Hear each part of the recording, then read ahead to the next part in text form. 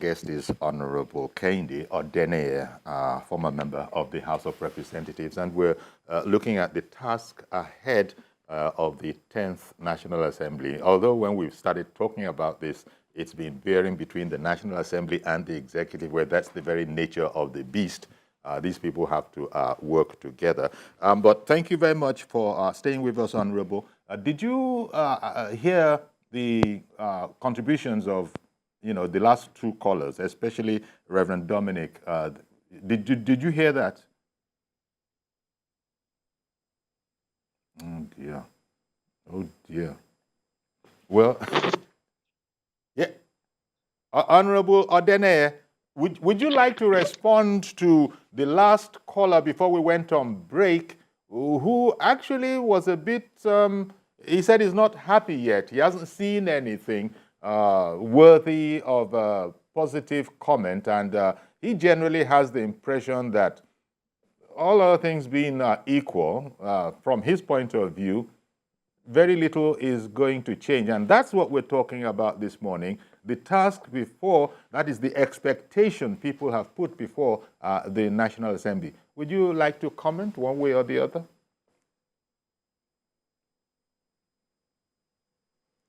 Okay, I get the impression that we're not being heard yet. Honorable Odeneye has joined us remotely via Zoom. Could it be that... Yes, okay. Have you heard me?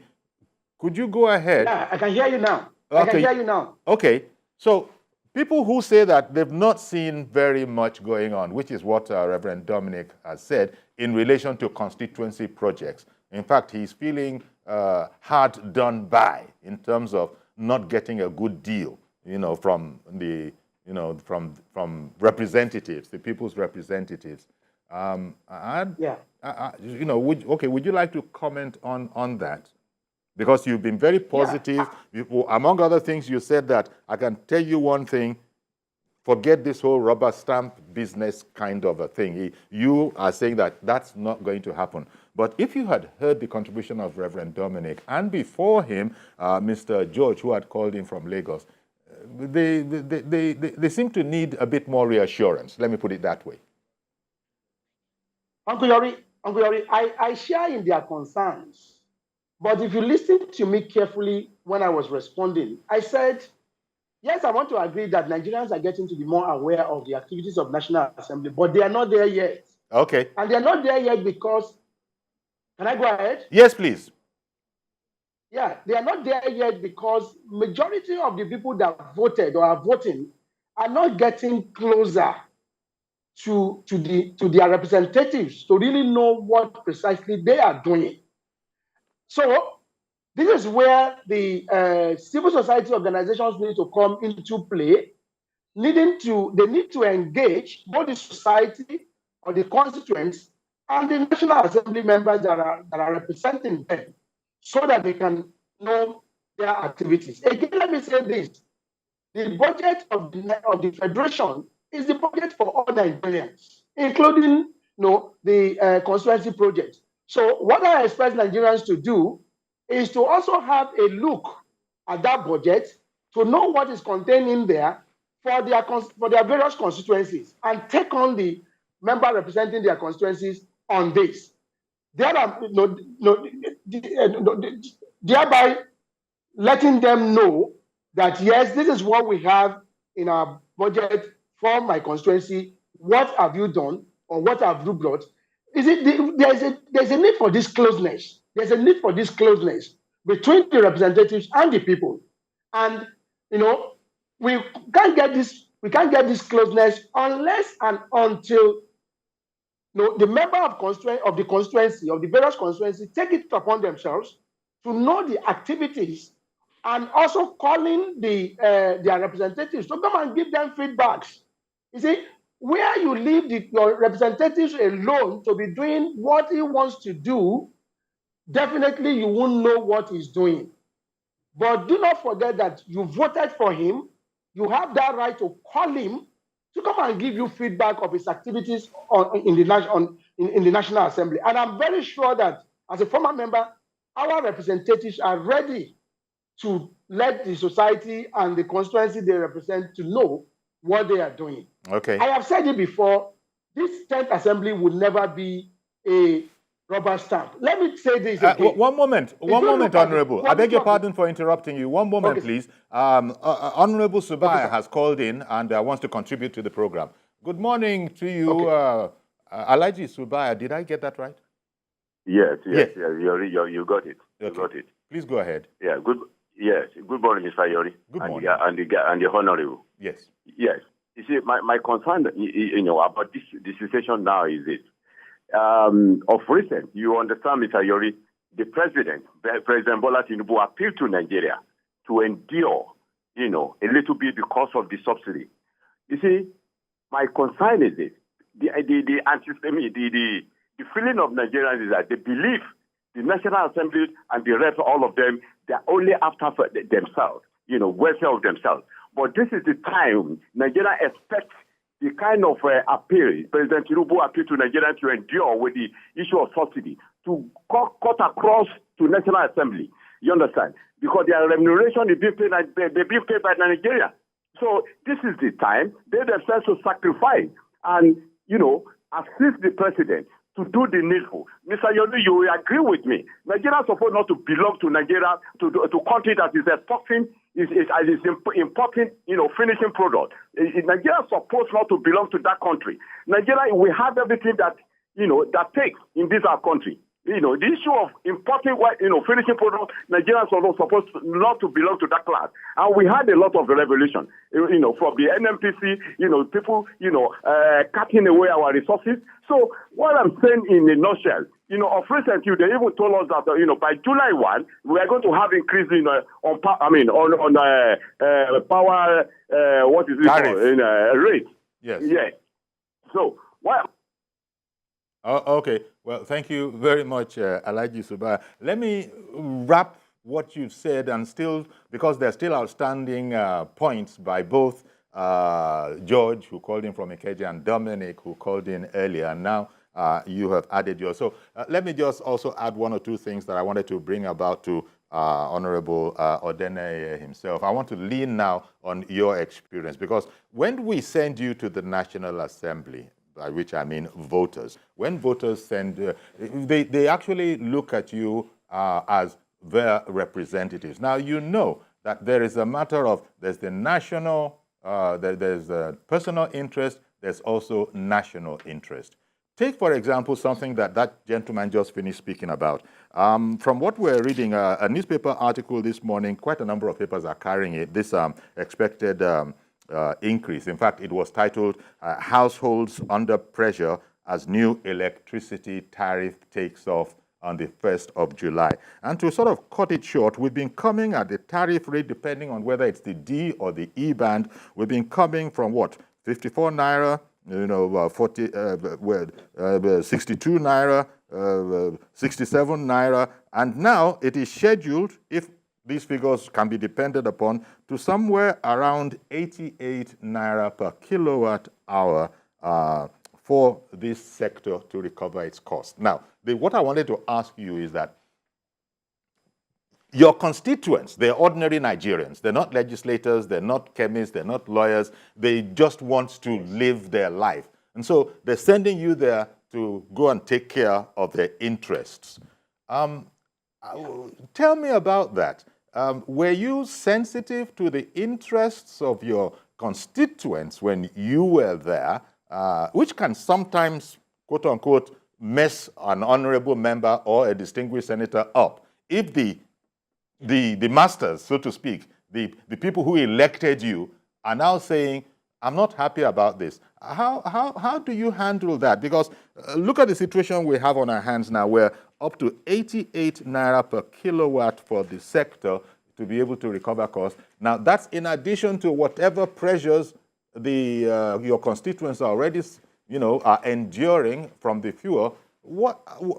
It doesn't put you in a very comfortable position to explain to them, does it? Yet it's a job you have to do. How do you handle that? Yes. Do you cut them out entirely, or do you bite the bullet and go and try and explain to them that this is good for them, even if it is bitter medicine? Yes, Uncle Yori, from experience, I think the best way to handle this is having a continuous interactive session with your constituents at all times. Because not everybody watch what is going on the floor of the House. Not everybody sees the budget. Not everybody also listens to news. So in that case, what it simply means is that if you want to carry your constituents along or your senatorial district, if you want to carry them along, what you need to do as an honorable member or a senator is to ensure that you have this constant interactive session with them. It's going to go a long way to help. I did it when I was there, and it really helped. And how does it help? You know, you engage them to know what they want so that you can know what to say on the floor of the House. You also engage them to let them know what the activities of the National Assembly are and the responsibilities, and also the activity, the things that are going on in government, basically, because a lot of people don't understand, they don't even get to hear, they don't even get to see. So, as an honorable member of the House or a senator, if you have constant engagement, town hall meetings, you know, if you have with them, in collaboration with your various civil society organizations around you there, your constituents will get to know better what is going on. And you will also be able to explain to them what the government and the legislators are doing to alleviate the sufferings of the people. So this will increase their confidence in you, and they will get to know better what is actually going on, you know, in the society, in the country. How about, Honorable, I beg your pardon, how about if your constituents or your senatorial district people, how about if they send you a message of dissent? We say, you know what, our elected representative, our elected senator, we don't like it. We're telling you that you might be okay in Abuja, we are not okay here, so we want you to take back to them, you know, and also lobby as many like-minded people as possible that this thing is not comfortable for us. How does an honorable member handle those kind of situations? These are feedbacks you get when you engage constantly with your constituents. And that was what I was explaining to you. There have been occasions where your constituents are not comfortable with some happenings in the country or even within their constituency. And when you engage with them very well, they bring this to your knowledge. And what you do is to go back to the National Assembly and also do the needful by also engaging your members, the other members of the National Assembly. There are issues that are peculiar to your constituency alone. There are also issues that are general, you know, that affect the entirety of the nation. So you engage you lobby your colleagues in the House or in the Senate to bring them to bear on these issues that are occurring, so that they will also be able to support you when you bring up motions in these situations. Okay, one moment. I got to interject now, Honorable, because Mazi Okorafor, all the way over in Arochukwu, has been holding on. Good morning to you, Mazi. Good morning, sir. Good morning, Honorable. The tax ahead our honorable members, both National Assembly and State House Assembly, they should try as much as possible. Let the dividends of democracy get to the grassroots. That is to say, they should try as much as possible. Their constituency, all the local government, each senator covers, it should have a liaison office with staff, with other relevant information material, so that when people come, they lodge their complaint, they have a form. So that at the end of the month, the honorable member will look at all those things and take it down, whether Abuja or State House or Assembly. It will help us. But the situation whereby when they have research like what they have now, many of them will stay at Abuja, some will just travel out of Nigeria. They won't even reach their constituency throughout this. It is not healthy. Because that is why you see, we see having problems. People continue complaining. At the end of the day, now they have seen that our primary, are still insisting on saying it. Our primary school sectors from 1 to 6, from just 1 to just 3, many of them they are just down. Because over 70% of primary schools in Nigeria, they're on holidays. Because Teachers have not been paid their salaries, and that is why. Can you imagine? Beginning of this term, very soon now they will go on holiday for the third time to come back maybe on September. The children at home. Now, how will they assess them? Every day we said the United Nations said over 20 million Nigerians are out of school. Now, today, it's around 43 to 45 million Nigerian children out of school. And we have honorable members.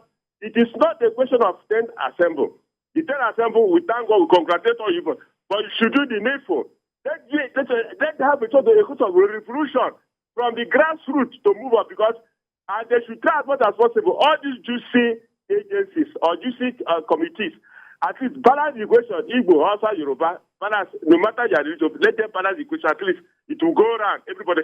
And they know that we have opposition party. Let the opposition party also be part and parcel of the committees, the juicy. Not when you go and dump somebody in a committee that they just, you don't look, it's not headed. Equation should do what? Balance, because equity and fairness. Good morning. Thank you very much, Mazio Okoroafo, and sorry for keeping you waiting a bit. Honorable Odene, you heard it there. By the way, that particular viewer, Mazio Okoroafo, rarely does he call in and doesn't speak about education at the primary level and, the fate of our youths and that kind of a thing. So if he were one of your constituents, for example, you would sort of have come to understand that this particular guy, he's going to want to know a progress report on certain. You come to know your constituents, I imagine, But there's also the allegation in there that you might not be so, that these honored gentlemen and distinguished gentlemen don't pay as much attention to them once they've gotten the ticket and in place. In fact, people then get snide and begin to say that, well, once they began to enjoy the princely ransom that they call salary and entitlements, they don't worry about us anymore, and they're so concerned with protecting that they don't want to say anything that either would annoy the Senate president, annoy the speaker, who by extension, it might go up to the president. So I made the point earlier about there are personal aspects to this, and there are national aspects to the conduct of a parliamentarian. And it looks like what Nigerians are yearning for is that put Nigeria first. Put Nigeria first, yes, better than has been done in the past. And this is where were you indicating that you feel very sure that this indeed will be the case in President Tinubu's administration? Yes, Uncle Yori, I am very happy with the various comments that we have received so far.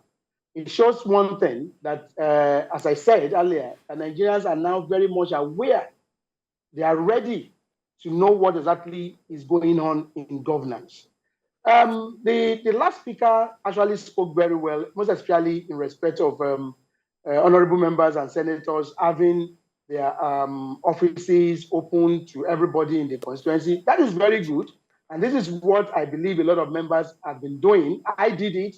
I had my constituency office opened, and I have staff working there then, where people go there, submit their requests and everything. And at every point in time, I go back home, I get to this office, open this request, and bring some back to National Assembly. Those that I need to attend to, personally, I do that. Let me say this. The National Assembly members, I believe this time around, will work very effectively with the president. And again, I also want to say that whatever sacrifices they will make or they will need to make, I believe in the abilities of the leadership of the National Assembly as far as it is concerned now. Mm-hmm. And I believe that they are going to do, very well. Look at the speaker is an educationist. He's an educationist, and who takes education with very, very good intentions. And the Senate president too has been in the executive position before, now in the legislature. So it's going to be a combination of experiences, which I think will be for the betterment of Nigeria. Okay, let me quickly. I beg your pardon, sir. I beg your pardon, sir. I must squeeze in Chidi, who has called in from Kafanchan. Good morning, Mr. Chidi. Good morning, Uncle Yori. This morning. Thank you for calling in, sir. Yes, good morning also to your guests. Yes. Please go ahead. I want to thank God so very immensely because of the successful inauguration of the 10th National Assembly. Having done that, it is expected that they should work synergically with the executives in order to ensure that a progressive governance is imputed to the Nigerian people at all levels. When we look around, we can understand that things are not easy for every Tom, Dick, and Harry of Nigeria. But from any proactive legislation and effective synergy with the executives, when these laws are made, the executives will be able to implement them to the letter, ensuring the well-being of the Nigerian people. Okay. I still want to believe that governance is not a tea party. Therefore, every proactive medium that needs to be implemented must have to be implemented. Okay, we've got to leave it there. I beg your pardon, Chidi. Thank you very much for calling in. Honorable Kehinde, we've just about run out of time, but you probably would want to, comment on, what Chidi just said there. That governance is not a tea party. It can be hard, but it's doable. Yes, it is very correct. Mr. Chidi was very correct with that statement. And let me say this, that the National Assembly will work hand in hand with the president to ensure that adequate and full dividend of democracy is delivered to Nigerians. Again, I want to employ the National Assembly members to ensure that they help the games as far as oversight functions are concerned.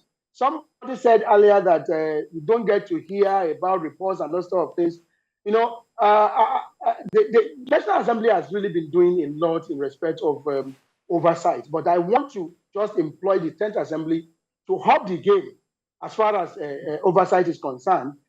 As much as the president is ready to work, the National Assembly members must also be ready to work and ensure that all wastages are reduced and cut, and ensure also that leakages of revenue are also brought to the minimum. We're going to have to leave it there, Honorable. I beg your pardon. You know the strictures of TV production. Thank you very much for making time for us this morning. We really appreciate it. Thank you very much. And thank you. And indeed, to also express our appreciation to our viewers that called in as well, to make it as interesting as it was, and also put some of those issues out there of what Nigerians expect of the 10th Senate. That's our program today. Please join us tomorrow for a fresh edition. I am Yori Folarin. Bye-bye for now.